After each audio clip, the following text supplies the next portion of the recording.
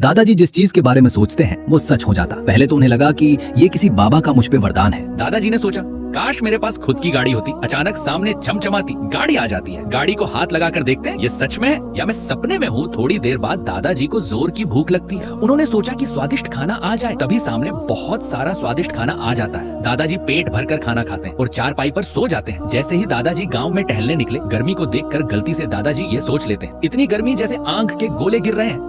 तभी आसमान से बड़े बड़े आग के गोले गिरने चालू हो गए। दादाजी डर गए और गांव के लोग घरों से बाहर निकलकर इधर उधर भागने लगे। तभी फिर डरते डरते सोचते, अब कहीं तूफान ना आ जाए। धीरे धीरे हवा चली और अचानक फिर से तेज हवा और तूफान चलने लगती है। सारी फसलें बर्बाद हो जाती हैं। अब दादाजी समझ गए कि उनके मन का हर विचार सच सच हो रहा है, अच्छा भी और बुरा भी। गांव वालों को जब ये बात पता चली तो सब डर गए। कोई उन्हें घर के पास में भी नहीं आने देता था। सब सोचते हैं, क्या पता क्या चल रहा है। इस बुढ़े के मन में मुखिया गुस्से में कॉलर पकड़कर बोला, अगर ये बुढ़े ने कुछ गलत सोचा तो सबको मरवा देगा। इसे गांव से बाहर निकालो। बेटे ने भी धक्का देकर घर से बाहर निकाल दिया। दादाजी की आंखें भर आईं। जब सभी ने बाहर निकाल दिया तो वह गाँव छोड़कर सुनसान सड़कों पर खंडर महल की ओर रोते हुए चल पड़े।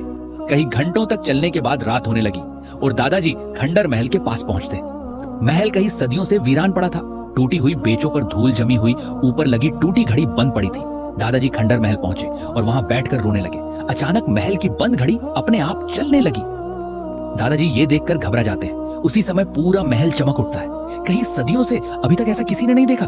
तभी महल के अंदर से एक आवाज आई, डर इंसान का सबसे बड़ा दोष होता है। दादाजी ने पीछे पलटकर देखा तो एक बुजुर्ग राजा खड़ा मुस्कुरा रहा था। उसने कहा, तुम्हारी सोच में ताकत है, लेकिन तुम जब भी सोचते हो डर के साथ सोचते हो। दादाजी उसकी तरफ हैरानी से देखने लगे। बुजुर्ग राजा हाथ पकड़कर बोला, जिस दिन तुम लोगों के लिए अच्छा सोचने लगोगे उस दिन उनकी जिंदगी बदल दोगे। अगले ही पल बुजुर्ग राजा और उसका महल पूरा रोशनी से भर गया और जब रोशनी खत्म हुई, राजा और महल सब गायब थे और दादाजी अकेले उसी सुनसान रोड पर खड़े पाए। तभी दादाजी को एक घायल कुत्ता दिखाई दिया।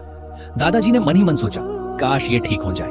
अचानक कुत्ते के सारे घाव ठीक हो जाते हैं और खुशी खुशी दौड़ने लगता है। दादाजी हैरान रह गए। उन्हें समझ आ गया कि अब उनकी सोच लोगों की जिंदगी बदल सकती है। वह दौड़ते हुए तुरंत गांव लौटे। रास्ते में उन्हें एक गरीब आदमी मिला। वह बेचारा कचरा बिन रहा था।